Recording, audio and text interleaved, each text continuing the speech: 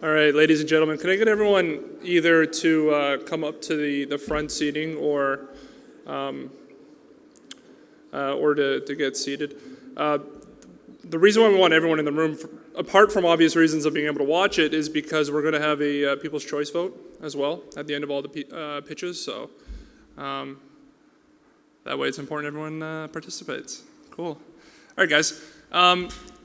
Great weekend. I'm not going to do a recap of it right now. What I want to do is really just hop right into the pitches, and I'll do a weekend recap. I'll say thank you to everybody after all the pitches are done. What I can say right now is that I'd love it if everybody could, share out the live stream link.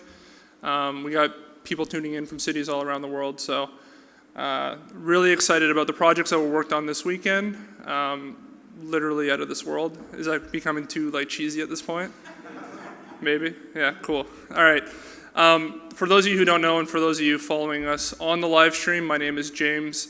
I am the lead organizer here at NASA Space Apps Challenge, and we're here in Waterloo. We have 10 teams that are going to present today. Here are the rules. The teams have 5 minutes to pitch, and then there's going to be 4 minutes of Q&A, and we're going to go through those 10 teams in succession. And then after that, the judges will deliberate for approximately 30 minutes or so, and then we'll come back with the winner. Just to recap, there is the potential for 5 winners, although some can win in more than one category. We have 2 teams that will get sent to NASA headquarters on behalf of the judges, so the judges will select who they thought were the top 2 challenges or solutions. And then as a group, we will all vote on who we thought our favorite was. And so that's 3 that could potentially go to NASA headquarters for judging in the global competition. Just a reminder, if you win the global competition, your team will get invited down to watch a rocket launch with NASA executives, and SkyWatch will pay and cover for your travels down there. In addition, new this year, we're very excited to have the Canadian Space Agency participating in this event, and they had put forth 3 challenges, and we do have projects that will be competing today to solve those challenges. And so if you win, if you get selected by the judges to that you had the best Canadian Space Agency solution.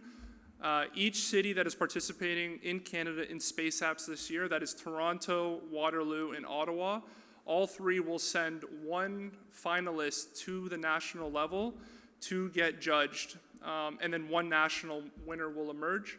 The team that wins nationally will receive a VIP invitation for a VIP tour of the Canadian Space Agency's headquarters in Montreal, and along with a pretty cool CSA swag bag. And once again, if you win, if a Waterloo team wins the national event in Montreal, SkyWatch will pay for your travel expenses to Montreal. Now, in addition, we also have another new challenge this year, which is the SkyWatch API challenge.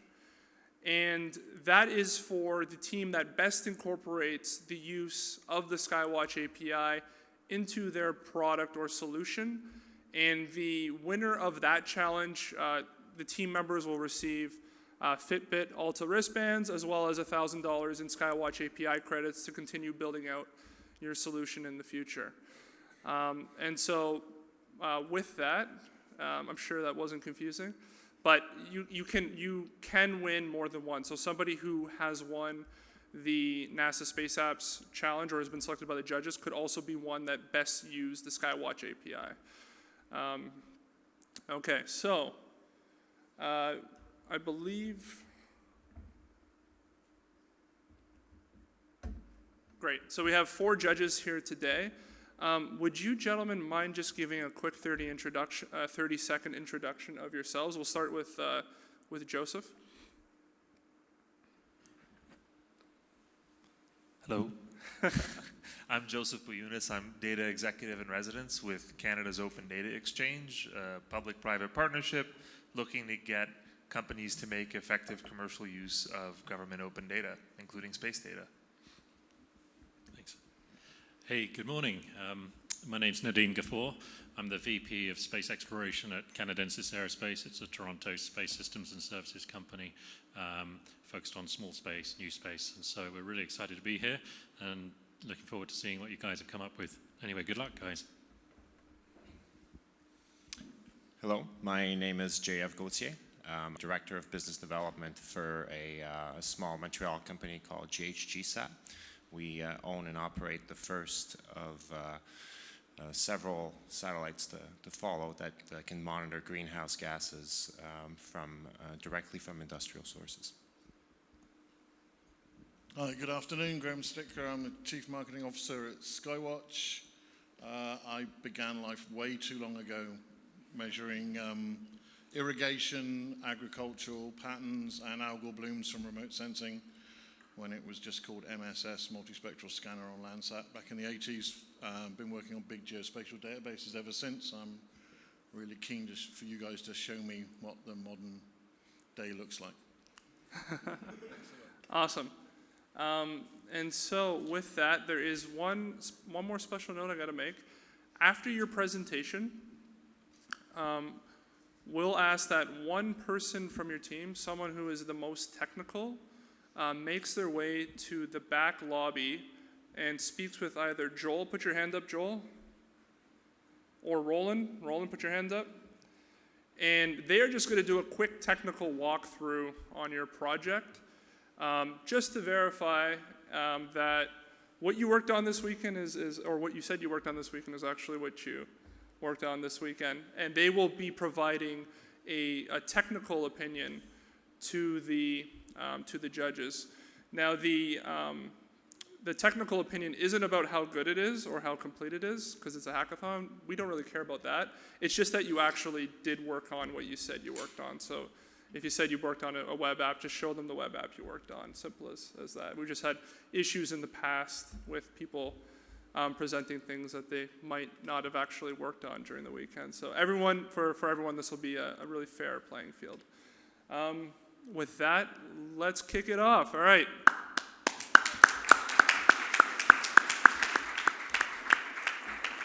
Okay.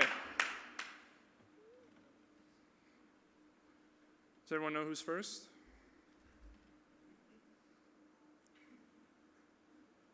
No? No. Jam. I'm just kidding. Okay. So Jam, you guys are up first. And Jam, you guys worked on the CSA Alouette Challenge. So Jam, take it away.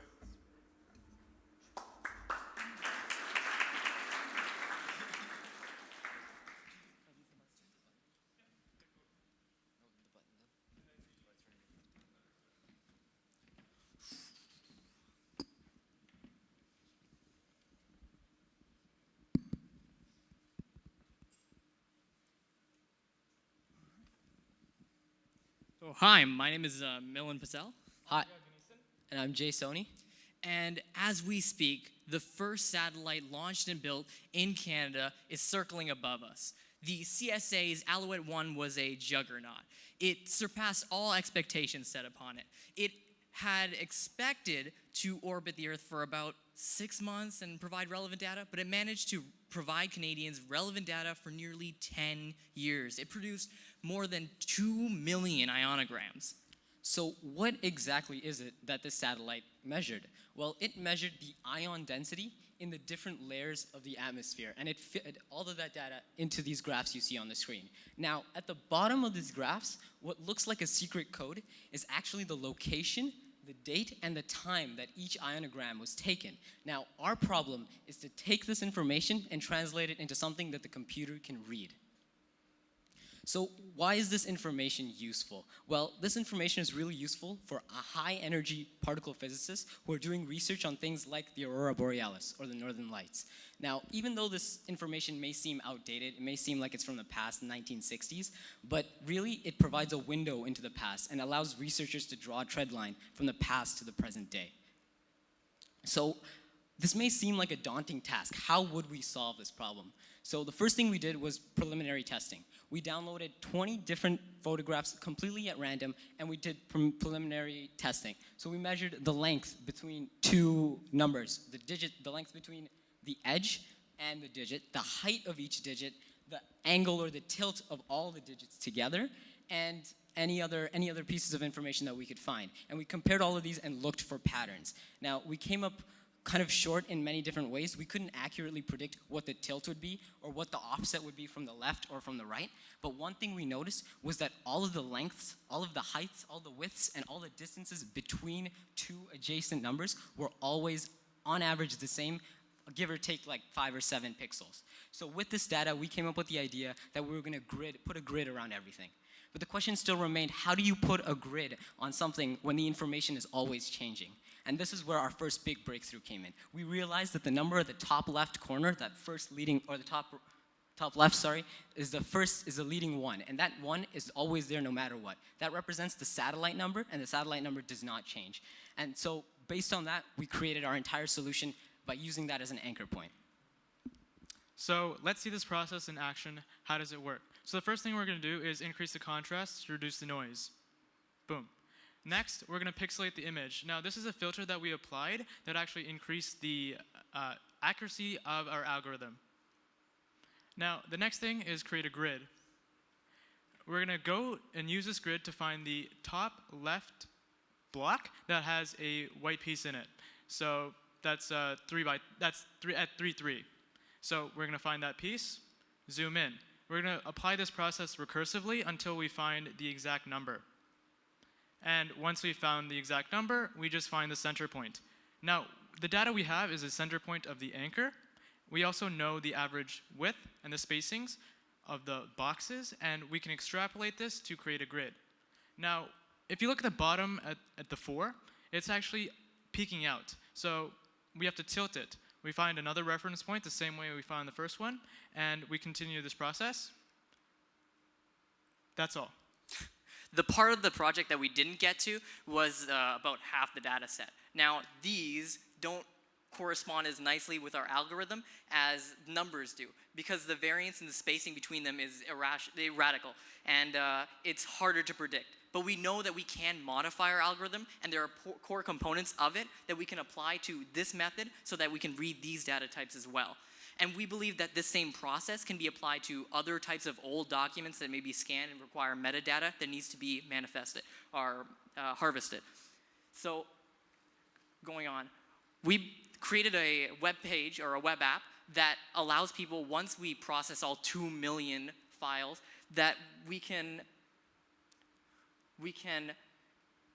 provide an option for researchers to search through by location, year, and time to retrieve the data that they want. Now, over the course of this competition, we learned a lot, and this is our first hackathon. And we made up for each other's flaws and weaknesses over the course of the weekend, and much like the Alouette one, we flew much higher and further than we could have possibly imagined. Thank you.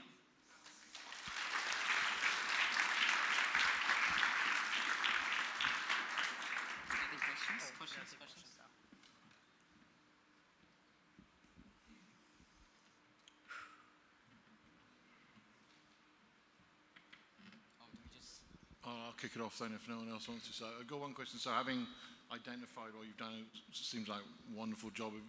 What were you doing then with the data that you were collecting from a storage point of view? Pardon, sorry? From a storage point of view? So you've created here a tool to now look at the data. Right. So from that point, how did you store it?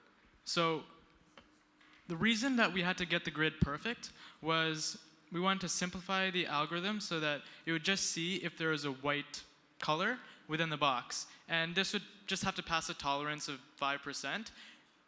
That allows us to create an array, which is a 4x13. And from there, we can just run a simple algorithm to add up the numbers and output the time, date, and location. Just to add on to that, the numbers may seem relevant, but really it's the position that matters. So everything in the first column is always a 1, the second is always a 2, and the last is always a 4. So it doesn't matter what the number is as long as we can turn it into a signal. So my question is, where are you then storing that? Where are we storing that? So actually, over the course of this weekend, we only got to developing the algorithm, so we weren't able to build that any further. Hey guys, good job. Did you get a chance to try it out even on any of the data? No, I know you didn't get all the way through it, but did you try any test runs, and do you have example results, or was that the dots that we saw? Well, I just didn't quite follow the picture that you put up that showed the white dots. Is some of the data was stored in that form versus some of it in, and that was because they changed the way they were recording data at some point historically? It's actually a really funny story. Just like my partner mentioned, they only expected the satellite to be in orbit for 6 months, but when it came up to over a year, they hadn't actually installed a year date in the dot system, so there's no dot that represents the year, and so they had to change their system entirely.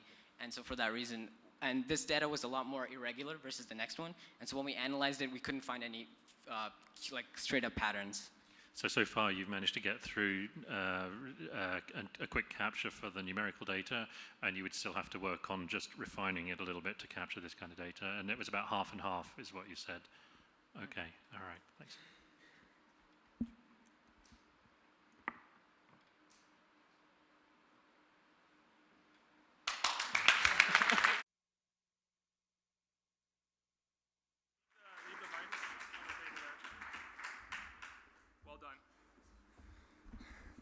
All right, so I've sort of been joking about this with people over the weekend, but I thought it would actually make for a good disclaimer. I've noticed that it's obviously a very tiring weekend for all of us, and for me it's been a very tiring week, and I've noticed that I've started to get less articulate as the week goes on, so if I do start to stumble on certain things, please forgive me. It's been a long weekend. Thank you. So one other note, at the 5-minute mark, we're going to keep strict on time for all of these teams. At the 5-minute mark, I'll give you like 3 extra seconds, and then I'm going to start clapping, and then everybody else join in the clapping with me. Okay? Because we're going to keep it fair for everybody. It has to be fair for everybody, and that's how we're going to go about doing it. Okay, so with that being said, the next group up is the Hack Street Boys, and the Hack Street Boys are working on Our Planet, Our Home.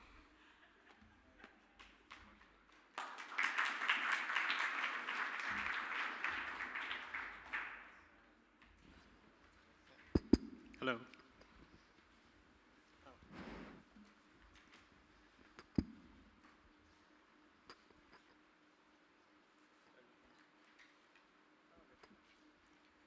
Hello everyone, we are the Hack Street Boys, and today we're going to be presenting to you our amazing web application known as Ice Hero.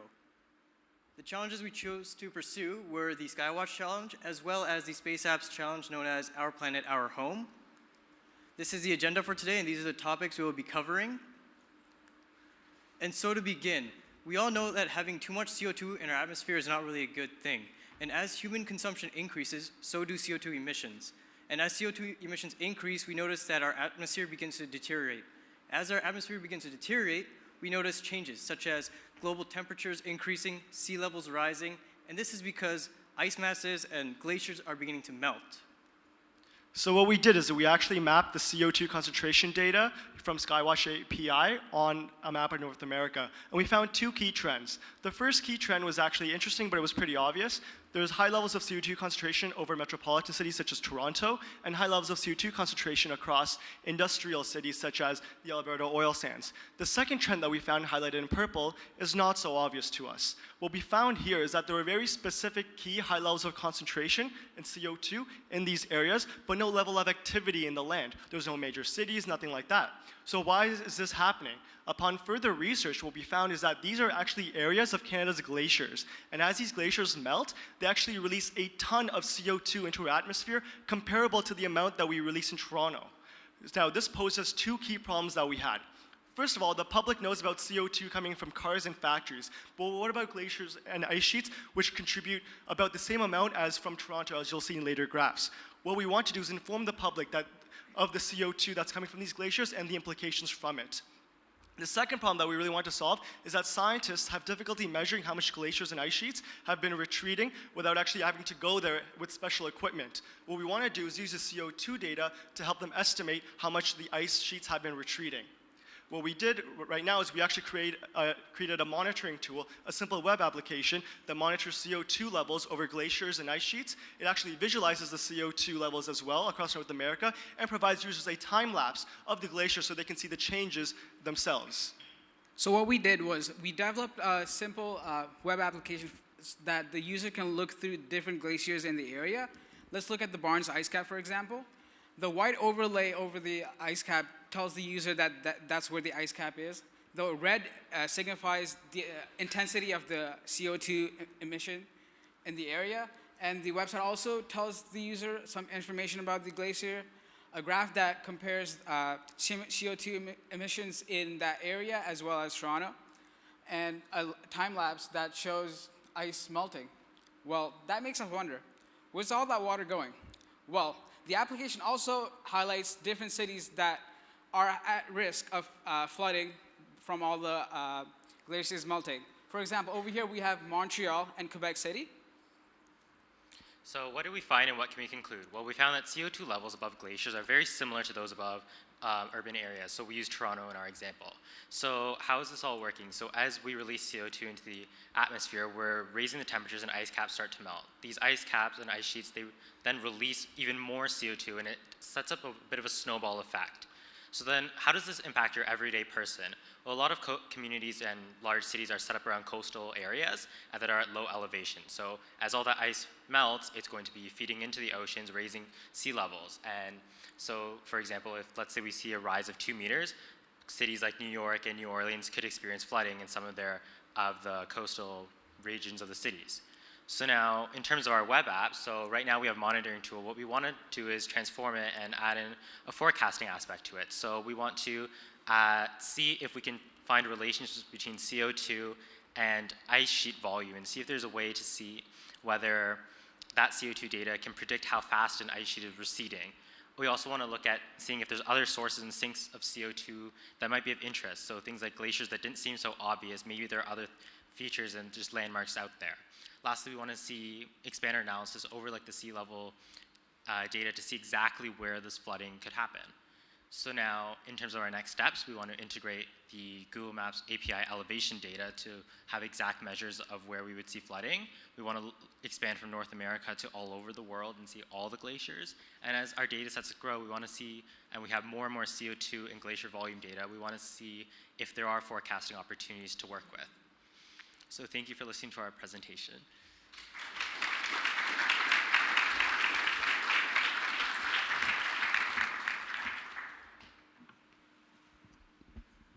So one thing I missed was, where did you get the glacier map from and the ice coverage map from? So what we could find is, for example, Wikipedia has a really good list of all the glaciers in Canada. And then what we had to do is we didn't find a data set that had glacier and a polygon that mapped out that glacier. So we actually had to map, we actually had to just go on our own and map the polygons out. So, and that's what you see when you see like the map, when you see the white space, that's actually our own polygon that we made from Wikipedia data.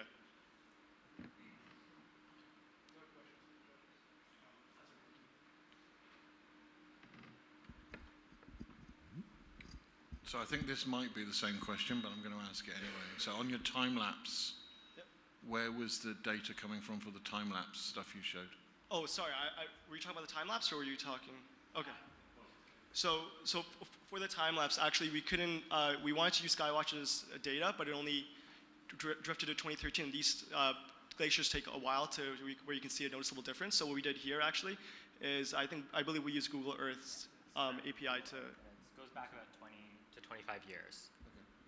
Okay. And one further question, and just this is a thoughtful question for you to consider. Maybe I don't know. Maybe unfair. Do you have any reason to suspect this wouldn't work on sea ice rather than on what appears to be land ice?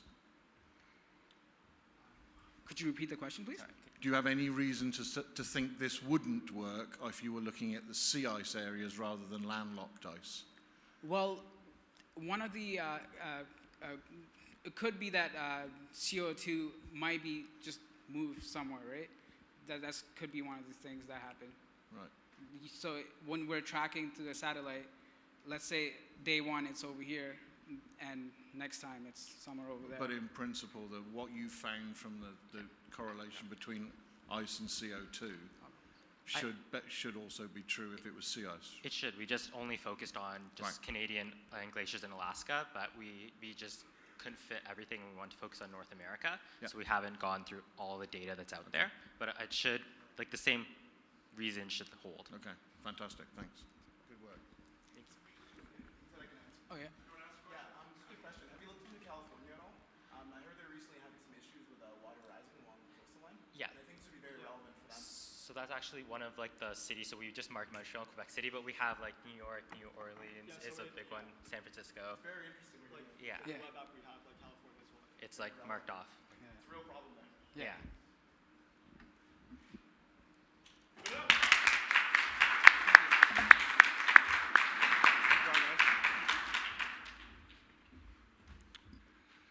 Awesome. Good work. All right, up next, G-Waves. They are doing the challenge Mayday, Mayday, Mayday.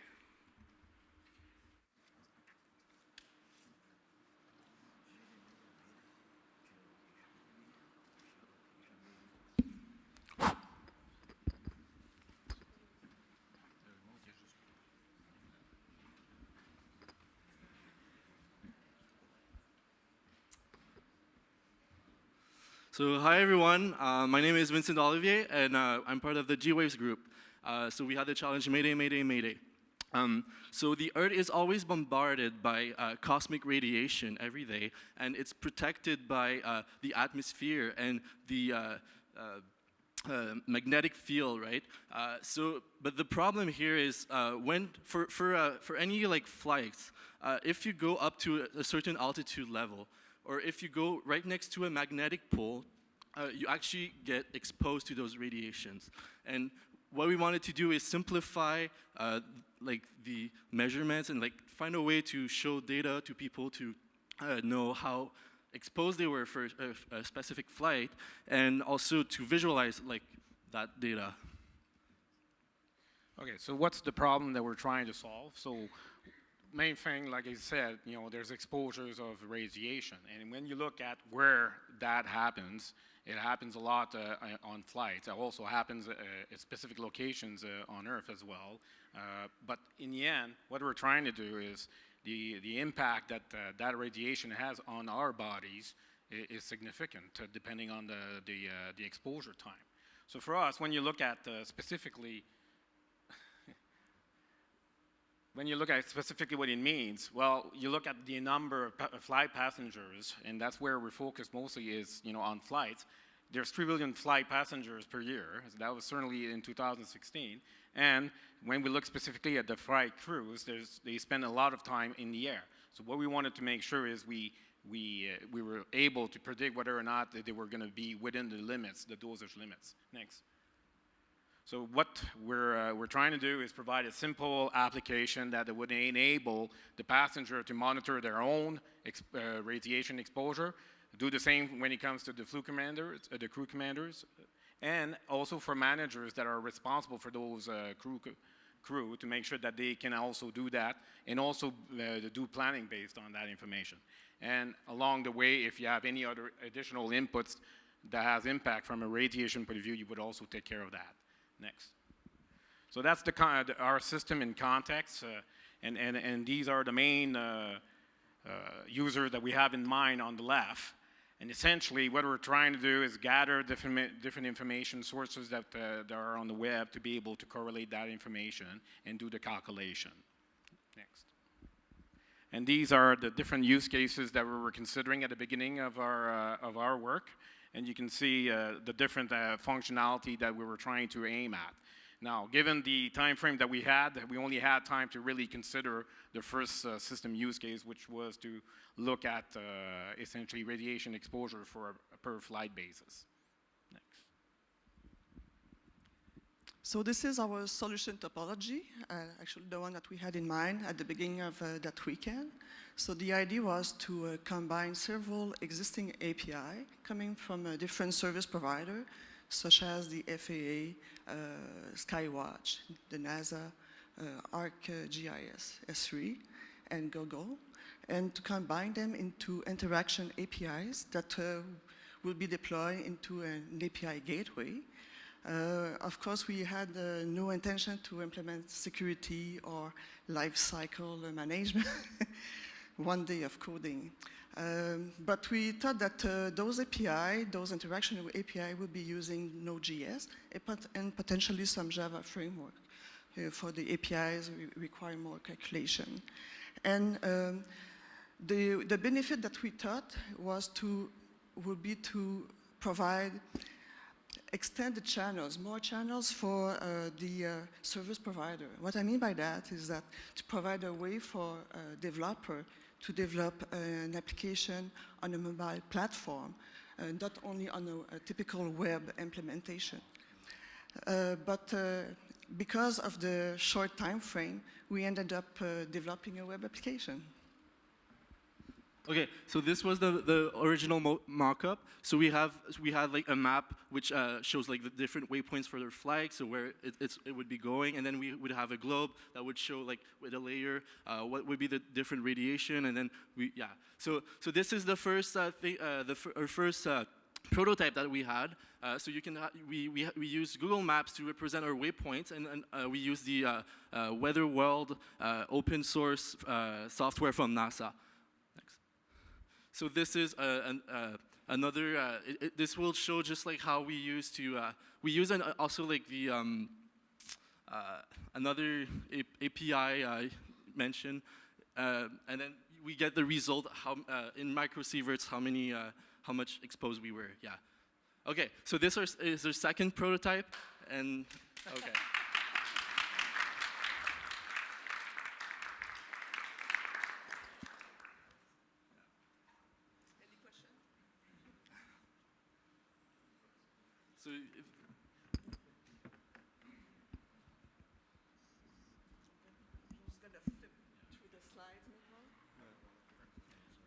So, So if there's no question, we learned quite a lot. Oh, yeah.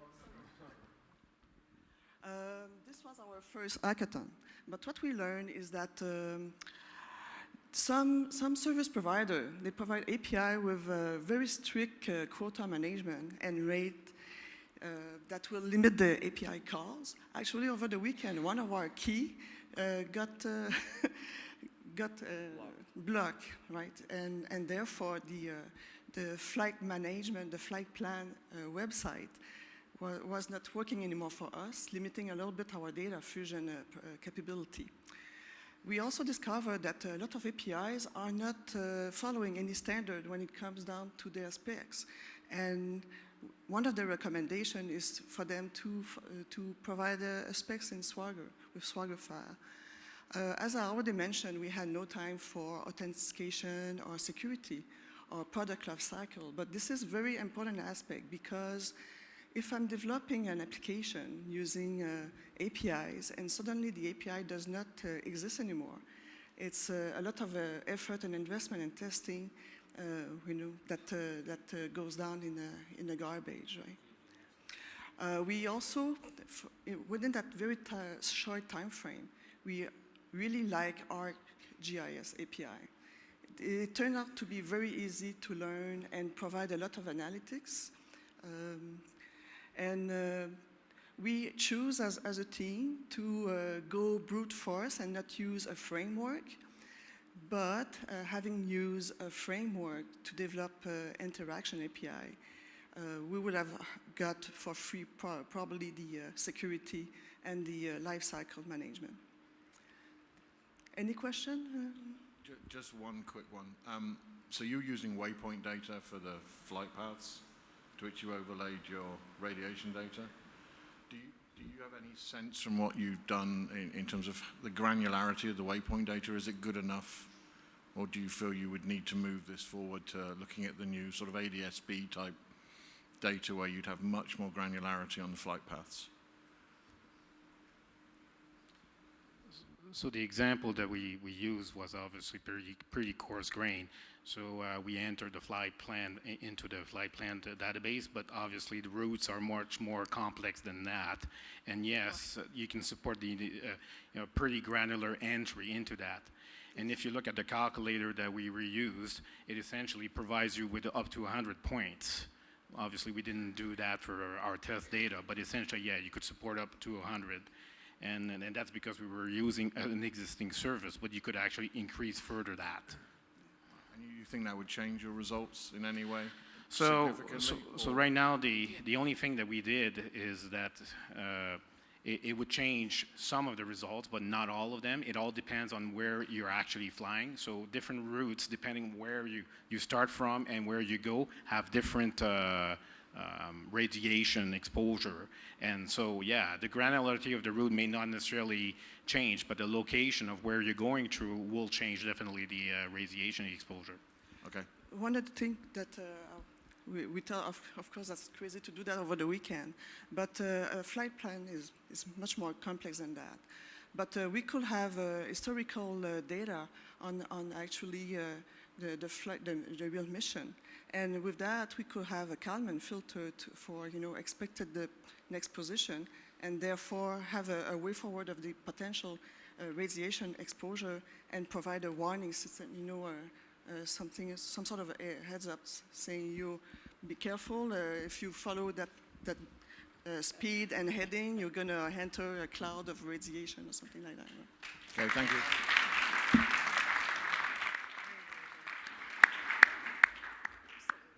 The clap cutoff will now apply to the Q&A as well. Okay.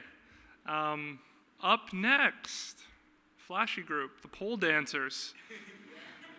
And the pole dancers are working on the challenge Icy Polar Opposites.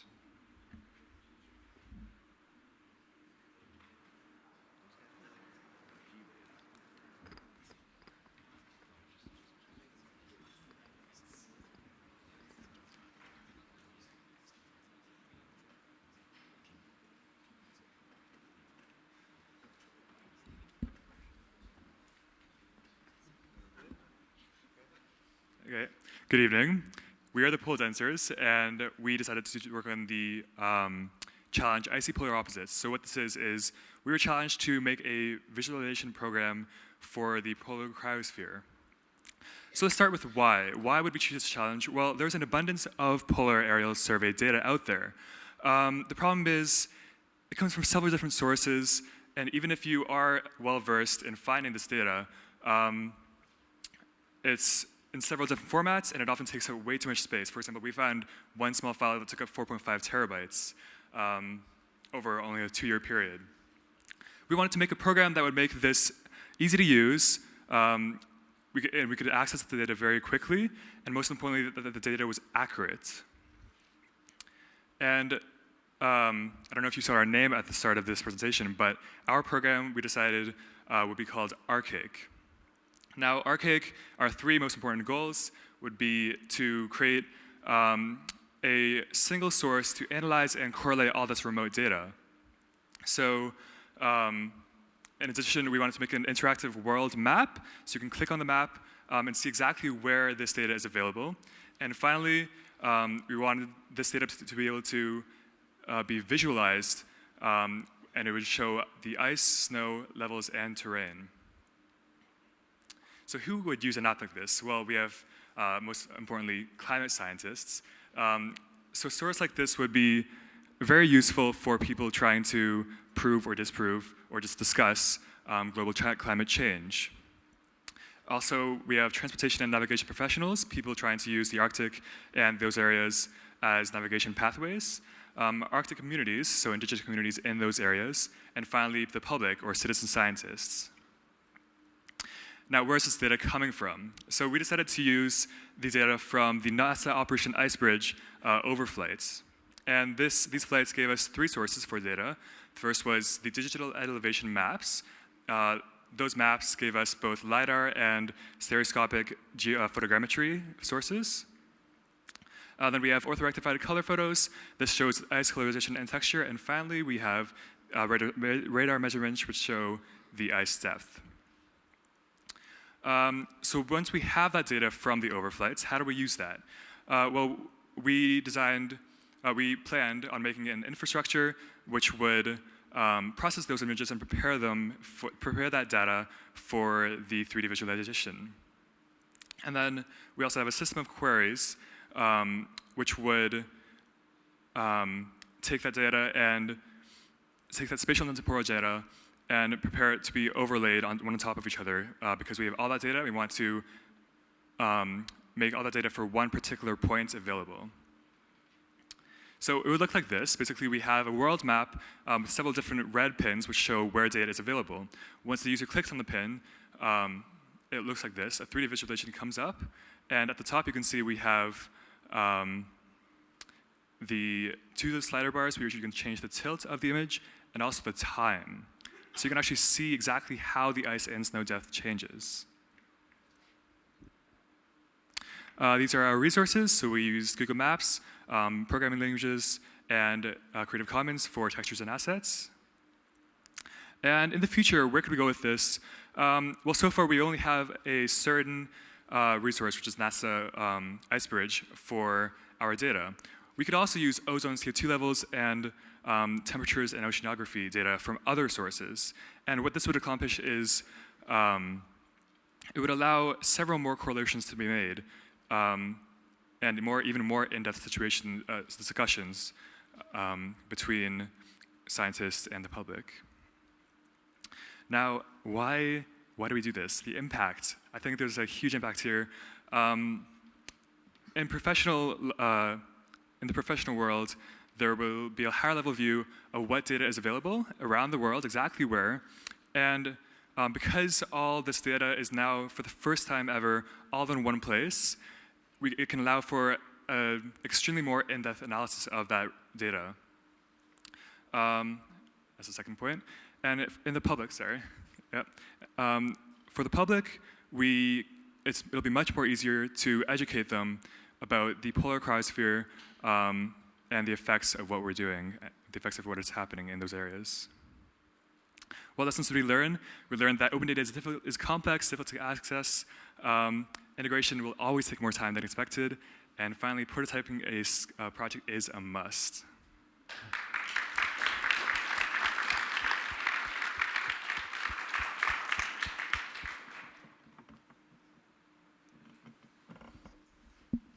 Hey guys, great job, good presentation.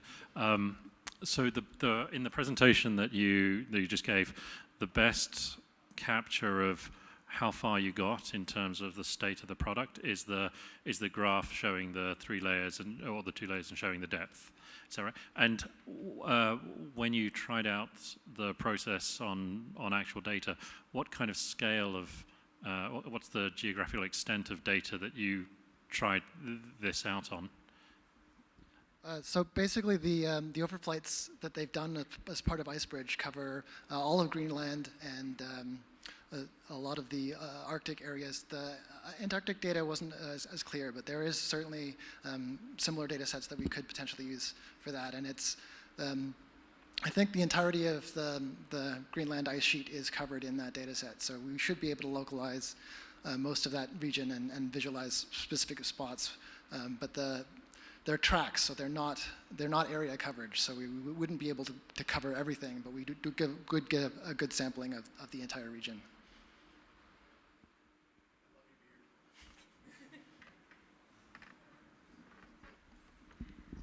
And so on that note, you made a comment in your presentation that now all the data's in one place. Did you bring all the data together into one place, or did you bring the metadata together into one place and point it out to where it resides now? So no, well, basically our idea is we kind of design the prototype of what would the query be for be able to retrieve all data for a specific geographical location. So basically it consists in gathering the XML files that accompany all of the other JPGs and TIFF files, and place all of them in a data set that we can use as a dictionary for searching for the data.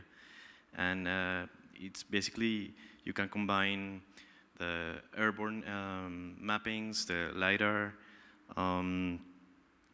radar measurements. But there is an additional difficulty here that appears when, for a specific geographical location, you never know if it's worth investigating to see how much coverage from the flight paths that a specific location has, because in that way you will be able to determine how much data you have for that location. So probably in some cases you will have no data present from some locations, a lot of data along long time frames for some places, etc., etc. Yeah.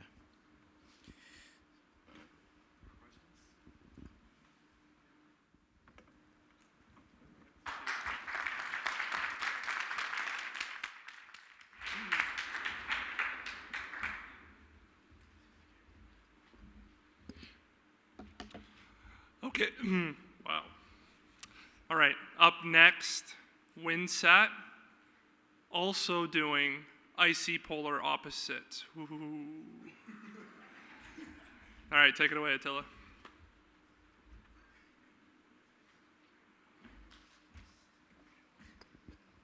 Where's the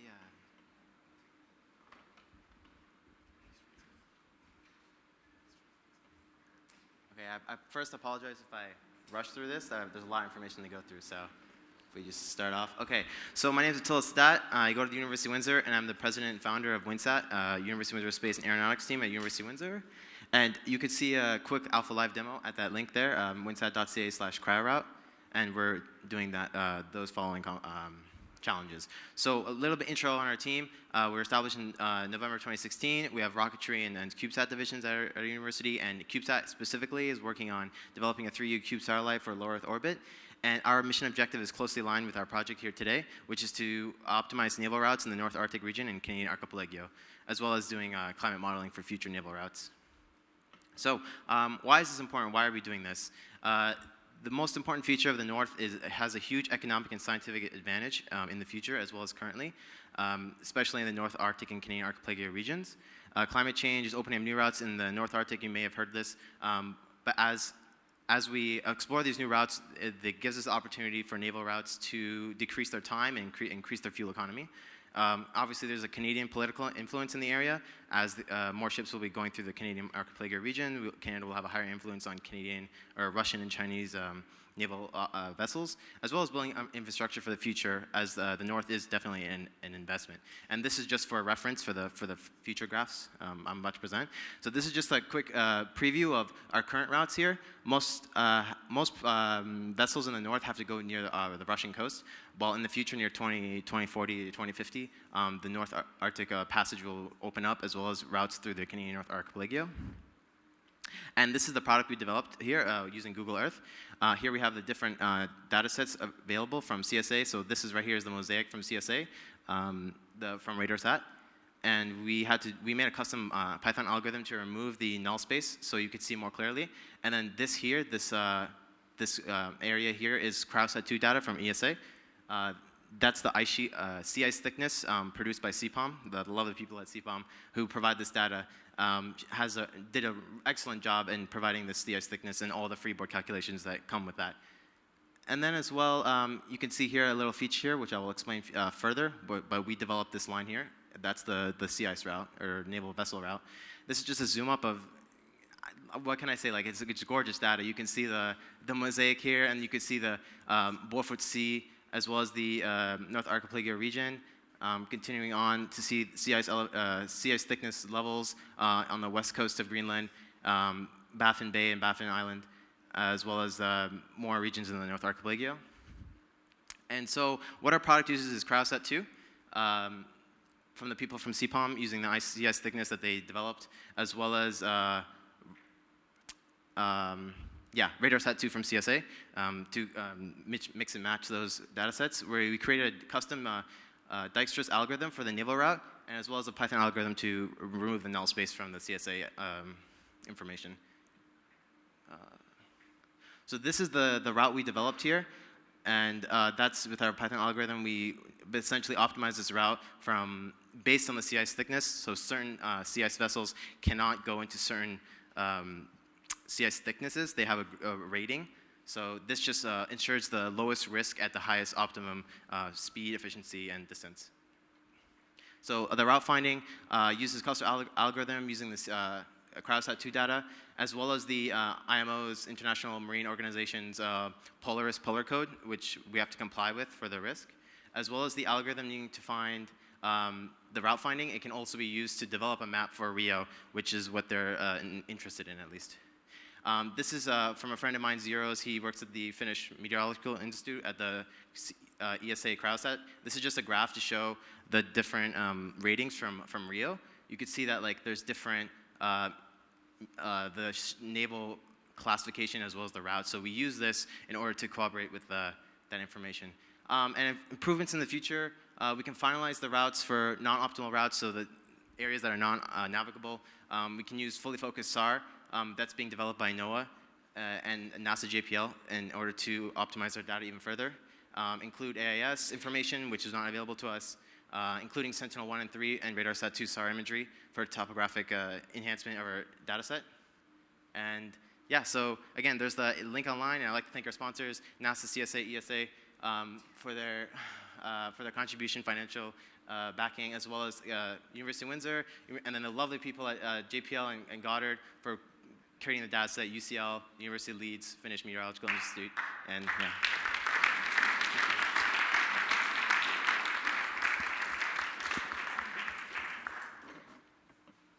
Any questions? Again, I'll go back because it's really lovely, so you guys can just take a look at that. You should put the one up with your route on, I think. Yeah. Do you want to just recap which bits you took as data and what you did during this weekend? Which were the parts that was done by you versus which were the bits where data was existing? So the data here, you could see this is actually a graphical glitch in Google Earth. I mean, it's deprecated for a reason. So yeah, so this data was provided by CSA, and I created a custom algorithm to remove the null space here. It was previously like the null space was in there and you couldn't see anything. So the algorithm basically took all the images from the KML and removed that null space. The second thing is CPOM's data from Crowdsat2. It was this data here for like this region here for sea ice thickness in the North Arctic region. I took this geotiff data and basically reduced opacity and to make it more visible, and then as well took the ASCII values to do the algorithm. So it's not only the image that is useful for me, it's the actual geopoint spatial data as well as the thickness to create the algorithm. So this algorithm is based on the actual data points and not the image, which could be also a feature, but it's better to have concrete data points. And then obviously the route is created by the algorithm. It's not clear to me whether your route optimization is like just for like today, like current route optimization, or does it take past data and predicts like when the routes might become available? Yes, it does not do prediction because that's climate modeling. That's a whole different ballgame. For right now, it's just doing the path optimization for the most current. So this data here is the last 28 days of Crowdsat's 2 orbit. So this is current. So we can take, they don't really have FTP like API. I have to personally download it. But essentially, we can, like we're in talks with the University of Leeds to get this data live and then do the route optimization in real time. And again, when we have access to naval AIS reception, we can do live routing from the vessel's current position. So this is just like static data for now, obviously, and then the algorithm for this can be more optimized, again, for non-navigable routes. But yeah, it's essentially, yeah.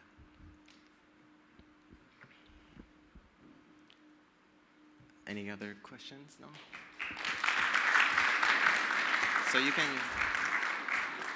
quickly check that link. It's not the one I showed you. It's just like a more alpha version of it, but it's just something to see on your own. Thank you. All right, thanks. So up next is Global Revival, and Global Revival has brought their own solution.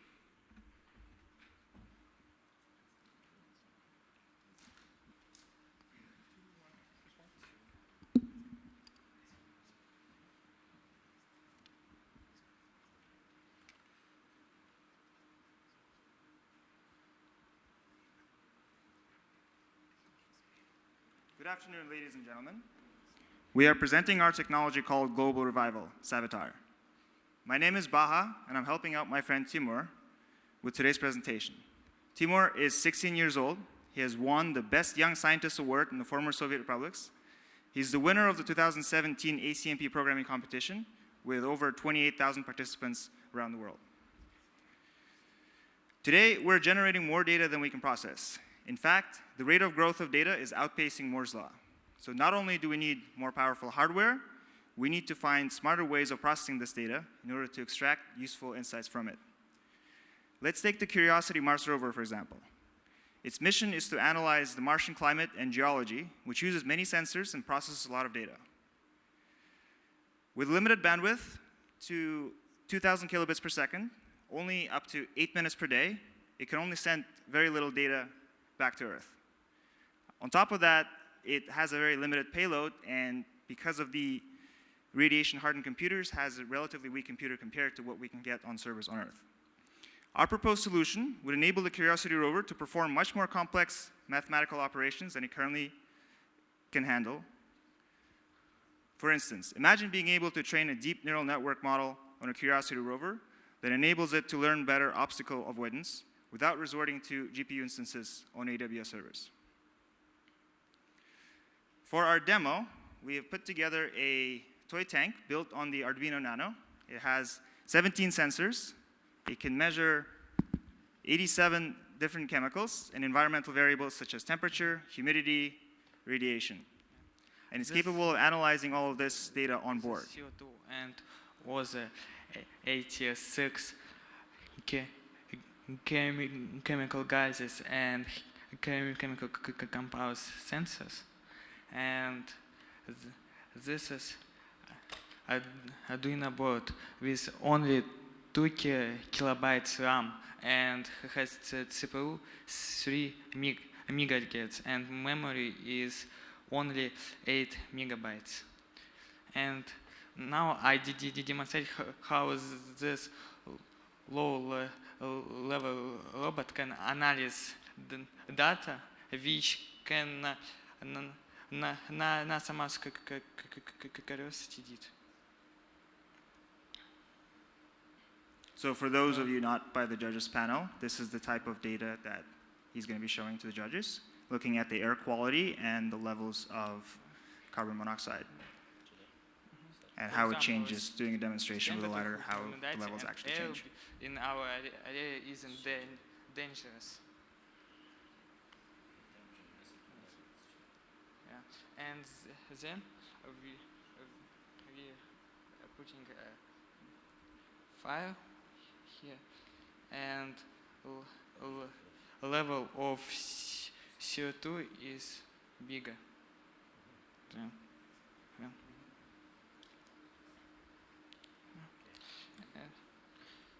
And this all work I did this weekend.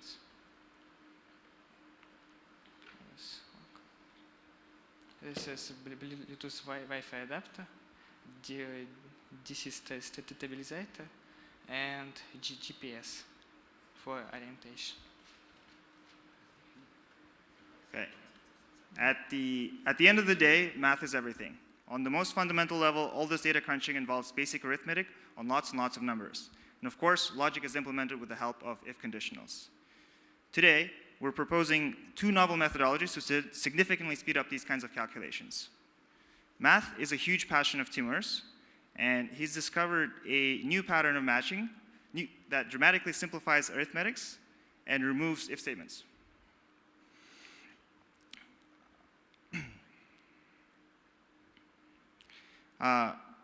By removing branching, this significantly speeds up any programs by removing the steps of evaluating and comparing values at every step. Why does this matter? Well, it's dramatically faster. We're talking orders of magnitude faster. It's more accurate because you can actually code in with placeholder values for divisions by 0, and it can run on simple devices like the Arduino Nano, as we were shown on the demo. How much faster, you might ask? Well, it depends. The more complex the operation, the bigger the numbers, the faster it runs. Here are some benchmarks. For running 1 million factorial, we can do it 800 times faster. For building a temperature prediction model, we're able to get almost 3,000 times faster, and for finding prime numbers, we can do it 48 times faster than the currently existing methods. Thank you.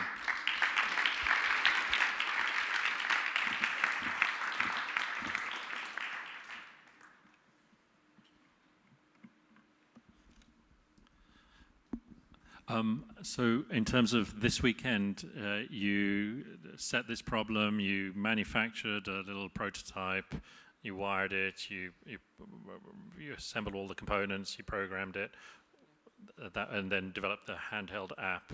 Is that what happened this weekend? Develop my CRM before, but now I use my master CRM to make this project. Great, thank you. So minus the mobile app. Understand.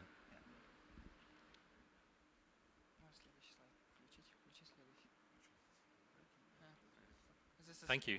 Oh, sorry. Go no. Sorry. Say again.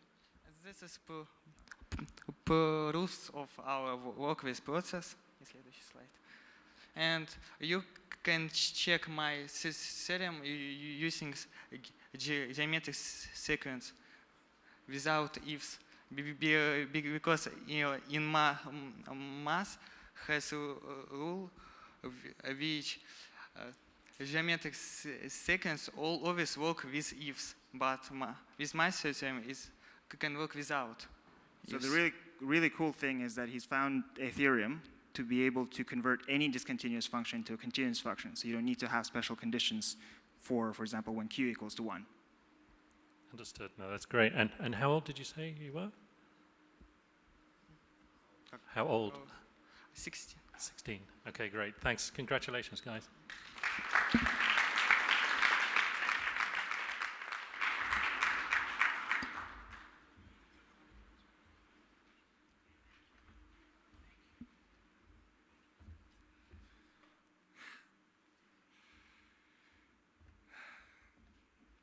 Man, you guys and your project names.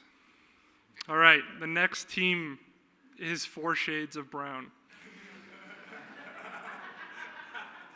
And 4 Shades of Brown is working on Live Smart.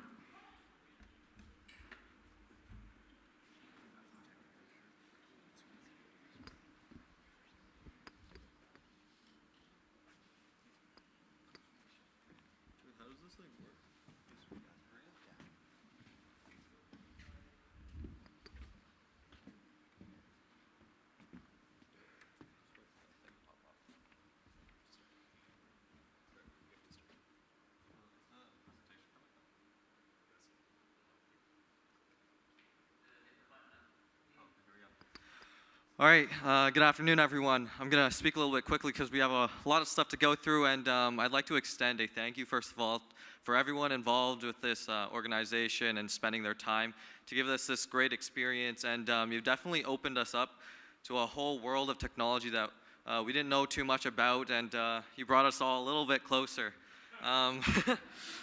We're a little bit of background. We're just a couple grade 11 students interested with changing the world. And we're from Toronto, Ontario. Okay, so let's look at the statistic. That's intense, right? Next up, carbon dioxide. This is the prime suspect, and this is where our hack comes into play. And we're calling it CO2 sweep. We're addressing the smart living challenge, and let's talk about smart living, right?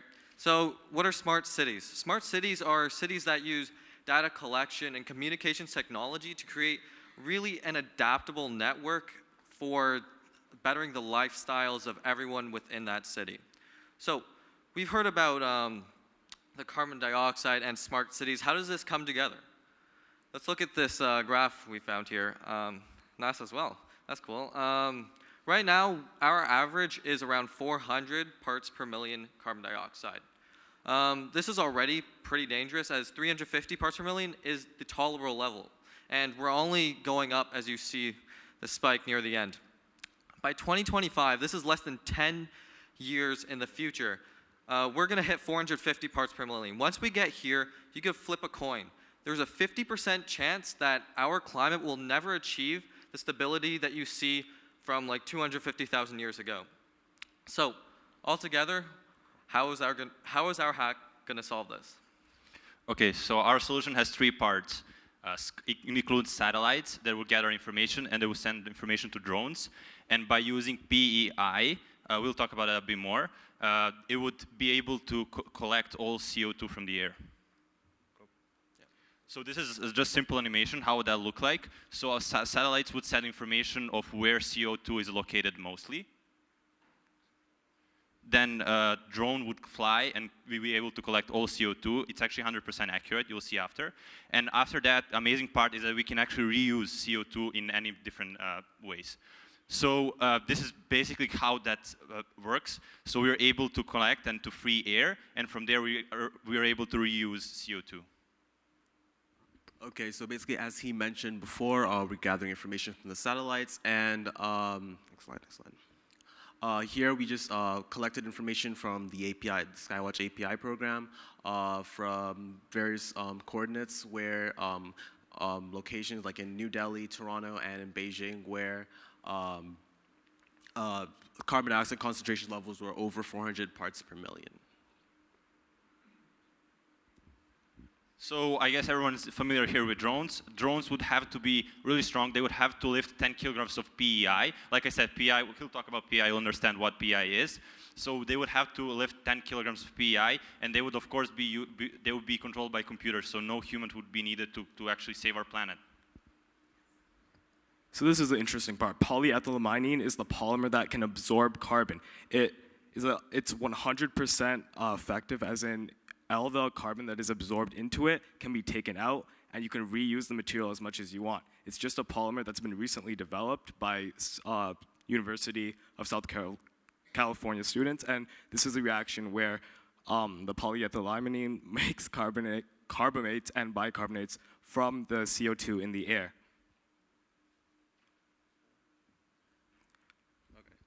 So why does this matter? Well, as we should go back to the smart city definition, a smart city should integrate all different types of technology to help improve the quality of life in of different kinds of people inhabiting that city. And we believe that this project can be a first step towards that direction. It can help the society and the environment economically, environmentally, and many other ways. So this is the first step in moving into a sustainable future, because having a system of drones set up for any form of API information is important, because say you have too much sulfur or nitrogen in the atmosphere, if the API can identify that, you can also send in drones to neutralize that. And I don't want to drone on about CO2 too much, so that's been CO2.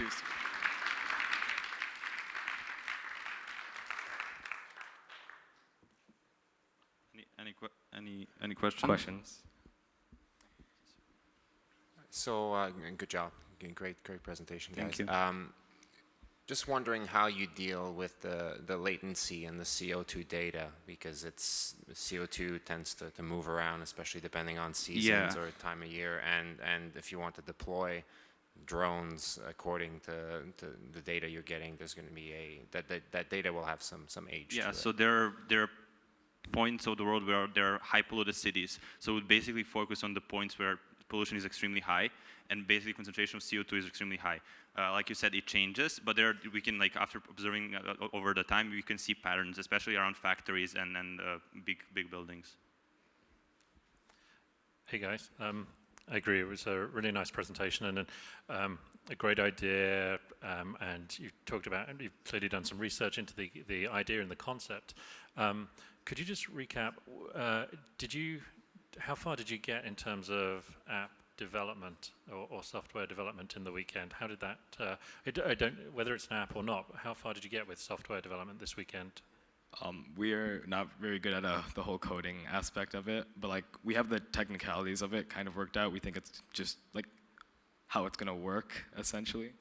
And we get to understand how SkyWatch and how collecting information from satellites actually works. So we basically gathered that those pictures you saw, that was our work too. Sorry, the pictures, can you just recap the Yeah. pictures that represent data analysis that you did this weekend? Okay, so the stars on the Google Maps here, sorry, it wasn't very clear earlier. This was information gathered from the SkyWatch API from 2016, 2015 in Beijing. And these are the points of the highest CO2 concentration in units of parts per million. We gathered a couple points there. So we just wanted to have like a visual representation of where these high levels of CO2 concentration would be.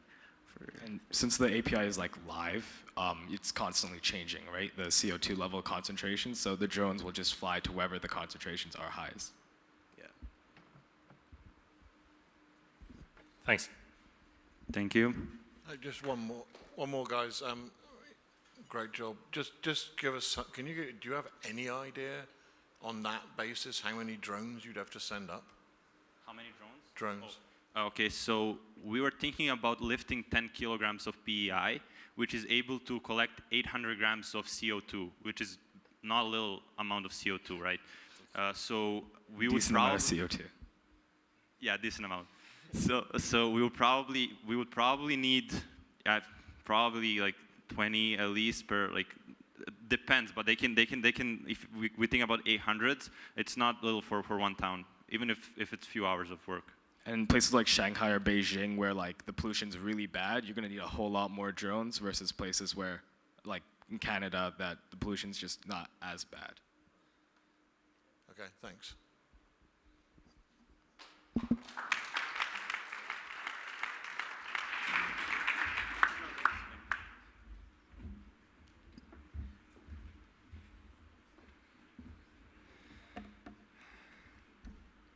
It's amazing how teams work when they're under pressure. I think when we went through walkthrough, they didn't even have slides. And it's also not bad for a team that locked themselves out of their own office space for 13 hours. So it's been a great weekend for you guys. Congratulations, good job. Coming up next, we have, and their team looks like it's borrowed some inspiration. We have Earthwatch doing Pilots Plus. Take it away.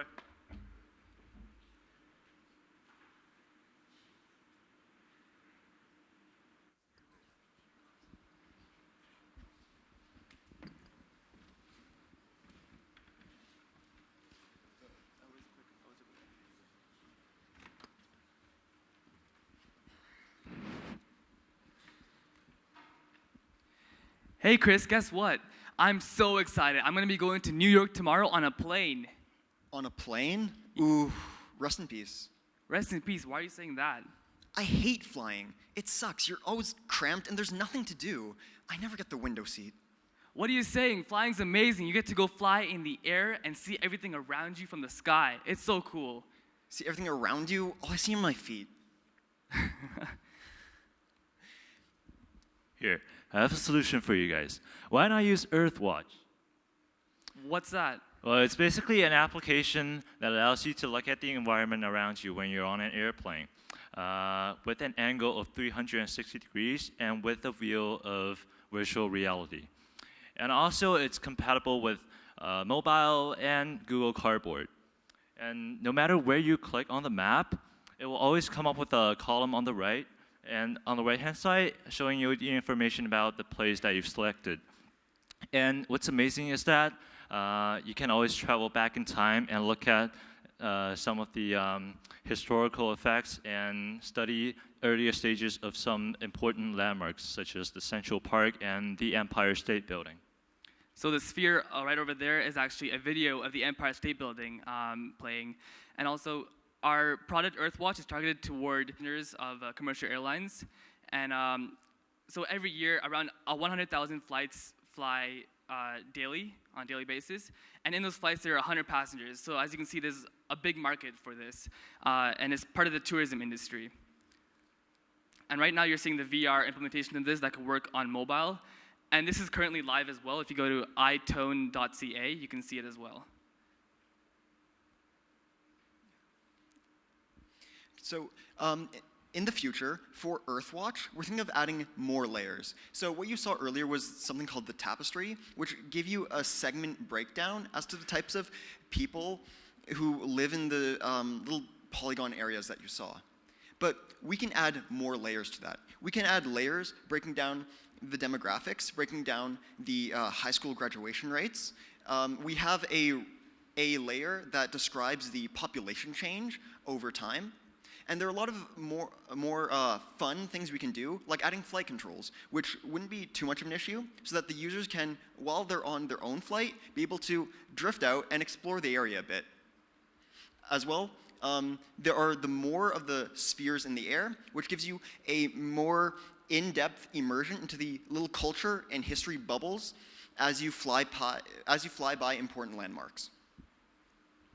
So the technologies used in building Earthwatch was actually very simple. It was HTML, CSS, and JavaScript. So we specifically use a library for JavaScript called Cesium.js, which provides an open source Earth model, and you can build on top of that.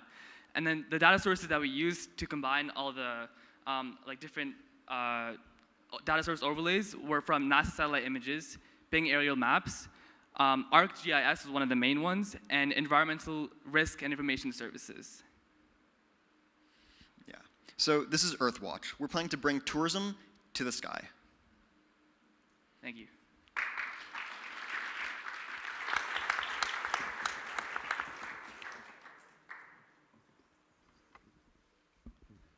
Great job, guys. So can you explain to me what got built this weekend and what you had beforehand, if anything? To the video. To the video. Yeah. Does it play automatically? They had to click play or something. Okay, try going forward and backwards. But so Cesium, they provide the model and they provide the Earth. We found overlays online from various different sources, like ArcGIS Online, which we could overlay onto the world that Cesium provides. These overlays include the relevant data, like the demographics, etc. We also had to find the videos, so the little sphere you see there, as for the historical significance. A lot of the models were already done by Cesium. We were essentially adding on to that and making it a fun, portable thing that could be squished into an app and just deployed.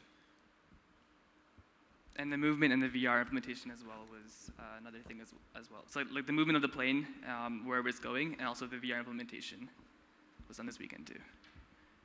So Cesium is usually just a viewer, it's a little bit like Google Earth, but you connected this all up in an integrated viewer that works in VR. Is that right? Yes, it's Cesium is just open source Earth model. Yep. So yeah.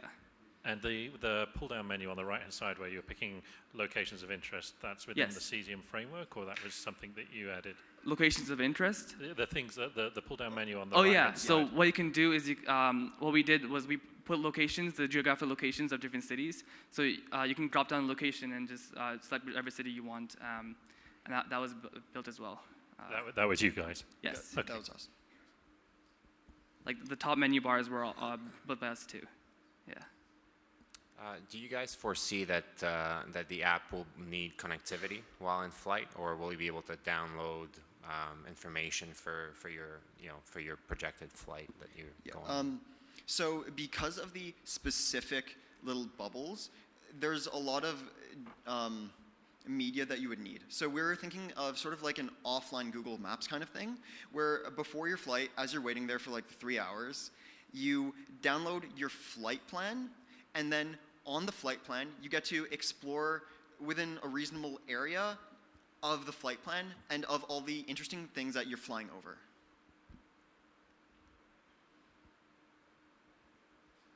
Okay, thank you.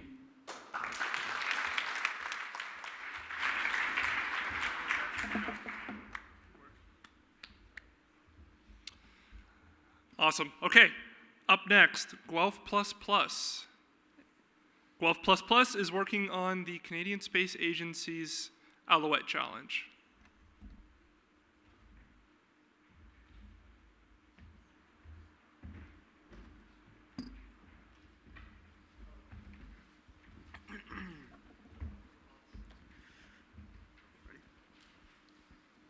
Good afternoon, everyone. I'm Alejandro Lobo. I'm Lee Sheng. I'm Daniel. I'm Sam. And together we are Guelph++. So the Alouette 1 satellite was launched in 1962, and within the next 10 years, over 2 million ionograms have been obtained.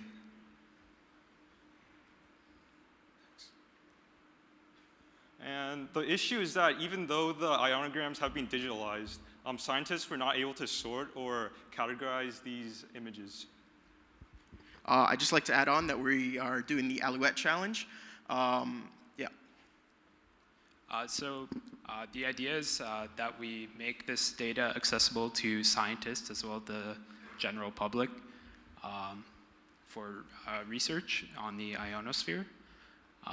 And in order to do this, we needed to categorize the data by analyzing the metadata that you can see on the slide,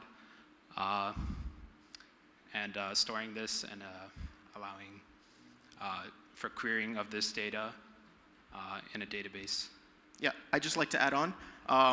So our goal was to analyze the metadata at the bottom and find the individual locations of all the numbers and transcribe that into a format that scientists all over the world could actually analyze and search through. Moving on. So this was a very fun and difficult challenge. First, we had to scan the image. Then we had to identify clusters of non-black pixels and overlay a grid onto the clusters. And then from there, we were able to extract the metadata from the grid. So we actually have many layers of redundancy and error checking, which results in a final data extraction, which is very accurate. Yeah. Over all the tests that we've run in the last probably day that we've had the algorithm working, I'd like to say that we've had a very good success rate with pulling the actual metadata out of the images. Like the group that did this challenge before us, they talked about the dots. We didn't apply the algorithm to the dots, but we could see, given like another 12 hours, we could easily get our algorithm working with the dots, since we have managed to actually apply the grid to the metadata and extract the actual information. Our algorithm is a general purpose for extracting data or binary data from blobs, so it can easily be extended to the dots as well. We just had to prioritize other areas for this tournament. Yeah. So our program could have a huge impact on the way that scientists all over the world look at and research the ionosphere.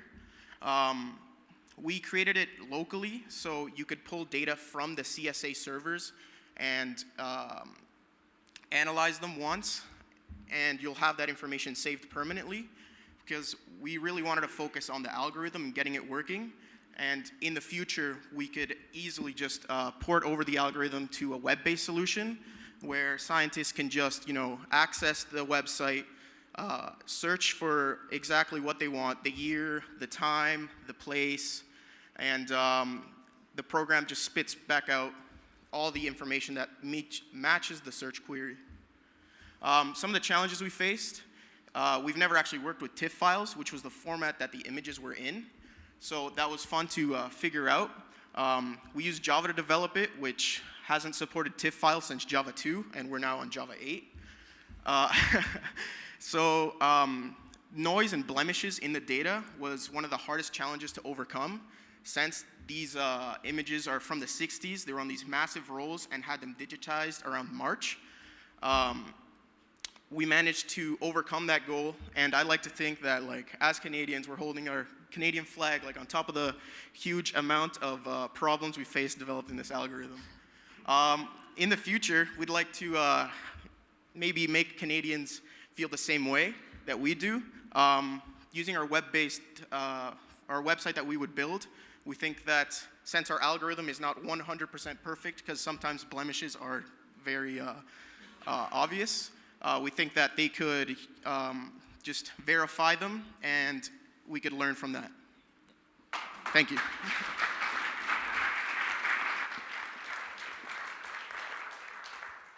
Any questions?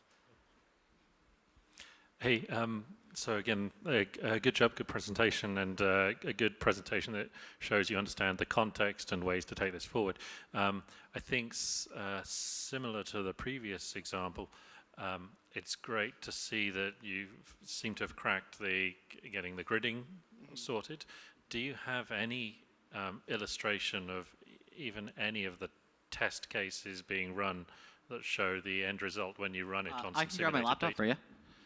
So you've got, okay, right, I mean, Not here, not yeah. necessarily now. It would We be, have it it, would just be not great in to the have that presentation. shown. Okay, all right. So that's maybe something that can be Yeah. checked later. If you'd like to see it, we can show it to you. I think it's important for just generally when people, they want to see how far did you get and see an example, just so that Okay. all of us can understand what the data ends up looking like when it's gone through this data processing or data analysis Yes. activity. I think on one of the earlier slides it describes what each of the points refer to. For the satellite number, year, and days and whatnot, which is compressed. Yes, I think the question here is the same as the other one, as with the other group. So your output from your algorithm is that as what? Well, not that image. No, No, we our output is a serialized object file of the output. Yeah, so pretty much we grab the individual rows, right? We decode them or encode them in just their binary values, because as you can see, it's 1, 2, 4, 8, right? And each corresponding column adds up to the bottom. And the first column, for example, is the satellite number. The second one's the year. And it just keeps going with year, day, down to the second. And you can also see that there's the station numbers all around the world. We hope that by applying this algorithm to the full data set from CSA, we could create a big enough database that scientists from all around the world can search through it, and they won't have to ask for rolls of film from the 60s and have to wad through them themselves. And I assume the output contains a reference back to the actual. Yes. Yes, all the metadata is matched to the URL. Okay, right, Yeah. right. And yeah, we could pull all the ones that we needed depending on the search query. Okay, great. Thanks.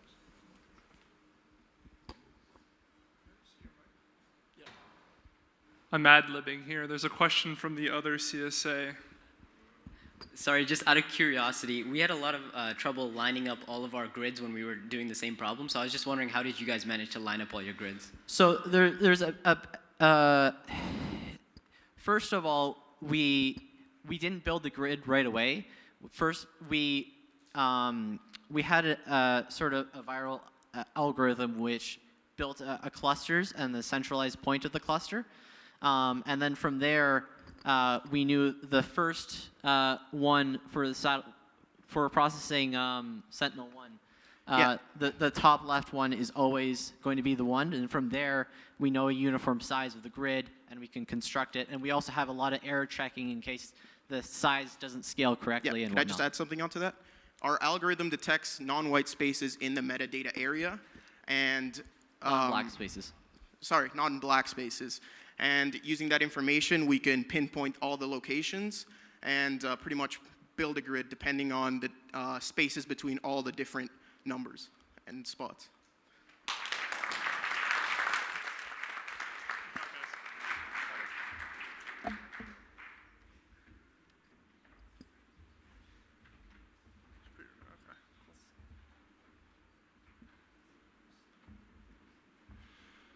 All right, last but not least, we have the Earthies, and they are doing the Dictionary of Earth.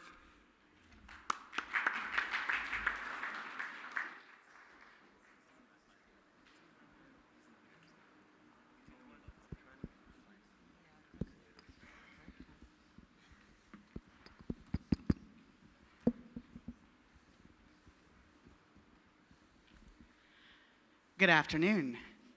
We've had a wonderful weekend, And what we'd like to talk about today is, it was actually presented to us as an Earth dictionary. However, when we're thinking about terms that are used by scientists all over the world, we have language differences, we have cultural differences, we also have a lot of different information that is provided by a variety of different information sources. Information is often duplicated. Terms and definitions can often have several different meanings. What's missing? Well, we need, and others need, and scientists need, resources that collect and display related information that's relevant and useful. Not just a dictionary per se, but more of a hub that is useful and informative, a place where people can collaborate, and this is what we believe is what scientists and other professionals in the science industry actually need.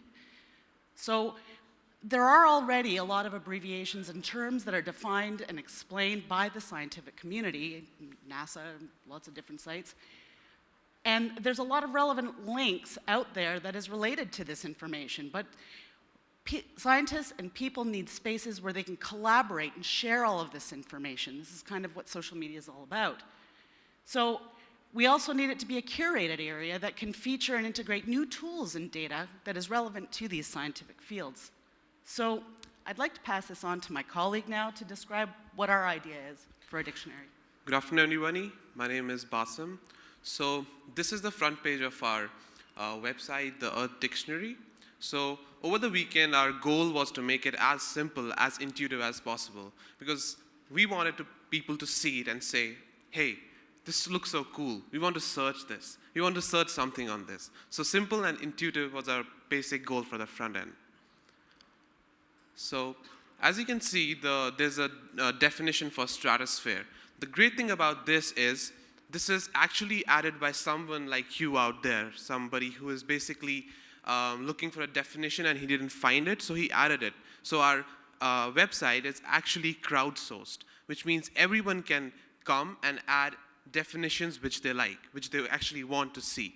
And they use this form that we created on our website to add new entries, and they can also select pre-existing terms or abbreviations and their name and enter their definition. So the users can also like and dislike each of the definitions, which actually defines the rank of the definitions. As you can see, they're numbered 1 and number 2. So I'll hand over the mic to Brajendra, and he'll tell you about how this app actually works. We created a backend which consisted of our own API, which is storing data on a MongoDB database. We took a lot of data from various different sources, stored it into our database, and provide a centralized place for everyone to access that data easily through our API.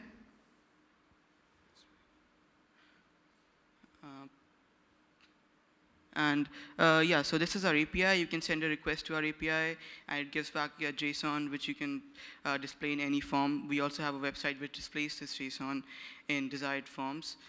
We provide an easy solution for developers, scientists, users alike to access all the data stored from different sources and display it.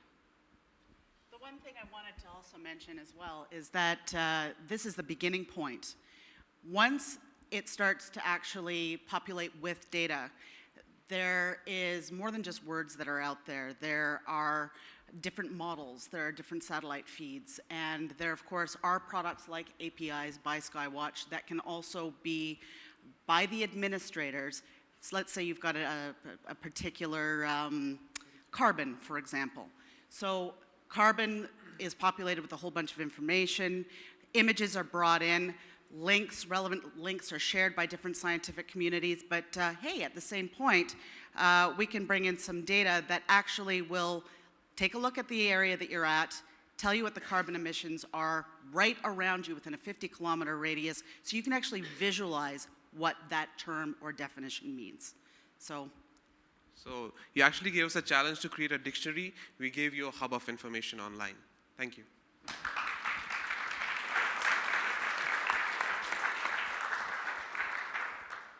questions?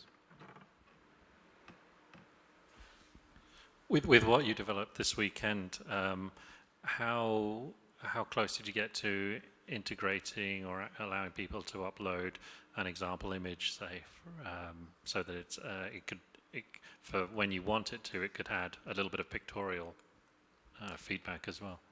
So right now what we have for the purposes of the demonstration, just given a text bubble. So that is simply just an area within our template for the definition that you saw there. I visualize a grid system. So right now it's built in Bootstrap. So Bootstrap, you can actually move things around quite easily, fluidly. So if you want to integrate an image, you basically just call a different template. It drops the image exactly where it should live. Same thing for any additional integration where the administrators would want to include additional information. So right here, we're basically using a 12-column grid structure. So I would probably, for an image-based template, the 12-column grid structure would be swapped out for an 8x4 grid structure, so you can actually place it adjacently. Each and every definition right now in the form, you would add an additional column for an upload field or a link field. So if you want to embed something, you would put an embed code in instead, or you would actually upload a file and it would store it on the server. So it's basically template manipulation plus adding additional storage fields to the MySQL database. And I'd also like to add that we made the API and set up the database to collect data from different sources, although we couldn't get a lot of data, so we just made some sample data for the purpose of demonstration. Yeah. And in the future, we are planning to get data from all different sources and centralize it into one place. So could you give us an example of any APIs you did link to during the course of the weekend to do that? My colleague here made one. We did not use any specific conversion. API because right now, that's a problem we are trying to solve. There exists no API that provides a centralized source of information for all the data. We did found a NASA source, but we had to do web scraping right from the website to get that data. And that's the problem we want to solve. We want to provide an API that developers and users can use and see to get that data. See, that's the biggest challenge, is that data from all these different sources. I mean, most of them are web pages, or they are Excel spreadsheets, or actual websites where it's already been pre-formatted. So in order to be able to get that data, you actually have to scrape the data, and then the data comes in a CSV format file, which you then have to determine where does it fit into your data structure. So you basically say, okay, well, this is this, this is this, this is this. I want it to fit here and here and here. Once you've done that, then it's just a matter of repopulating the data. Ideally, these particular scientific sources would give us their data if it's already pre-existing. And that's just a matter of updating your feeds. Okay, thanks. This might be my ignorance here, but so in addition to what you've done, would it make sense, not having thought myself a lot about this challenge, but would it make sense as a default to at least have it look up, I hate to say it, an entry on Wikipedia and just capture the first response that's there, or first discussion or definition that's in there in Wikipedia or existing dictionaries that are online? Did you think about that? Or as a starting point? Or as a, so that at least that could be included also in the list. So you go to this point and say, by the way, here's what Wikipedia, or here what such and such a dictionary says. It could be. But you didn't try that yet. Our understanding of this particular challenge is that they wanted it to be crowdsourced. So this is more that, it's not that this is Wikipedia, because that information is already there, it's already written. This is more of a starting point for scientists. It's a hub where they can start sharing their information. So right. Wikipedia has its particular lens. It's more for the general public. This is this is an information hub for their information. Thanks very much. That's great. Thank you.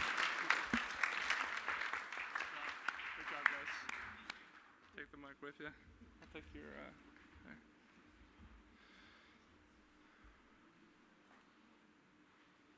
Okay, so actually, you know what?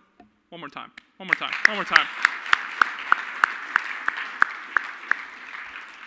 No, that was really cool to see that all come together.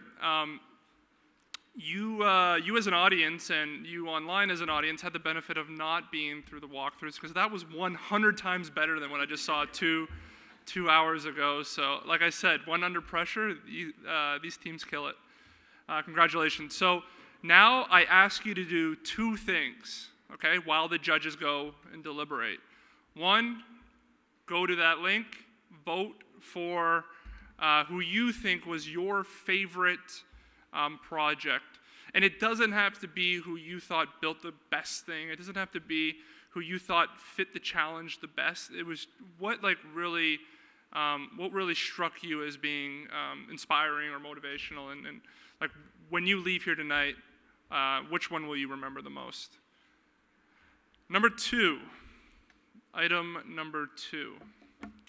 I decided this year to get a candy bar and a popcorn bar at the back. Eat that, okay? Snack on that stuff, enjoy it, and finally relax and chat with each other and let loose a bit. So we'll see you all soon, hopefully in a half hour or so. Cheers.